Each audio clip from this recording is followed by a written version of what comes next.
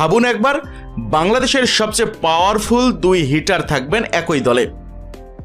তবে এবারের বিপিএলে সাব্বির রহমানকে শুধু ঢাকাই নয়, দলে ফেরানোর জন্য উঠে পড়ে লেগেছে আরেকটি ফ্র্যাঞ্চাইজি। এবারের বিপিএলের নবাগত দল রাজশাহী ওয়ারিয়র্সও তাদের ঘরের ছেলেকে ঘরেই ফেরাতে চায়। অন্তত সোশ্যাল মিডিয়ার বেশ কয়েকটি বড় বড় পেজ থেকে এমন খবরই চাউর হয়েছে। এবারের বিপিএলে অকশনের জন্য সাব্বির রহমান ফ্রি।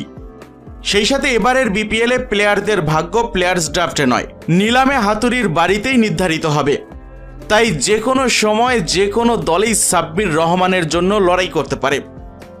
তবে অন্য কোনো দল না হোক, ঢাকা ক্যাপিটালস কিংবা রাজশাহী ওয়ারিয়র্সের জোর সম্ভাবনা আছে নিলামের টেবিলে সাব্বির রহমান রুম্মনকে নিয়ে ঝড় তোলার।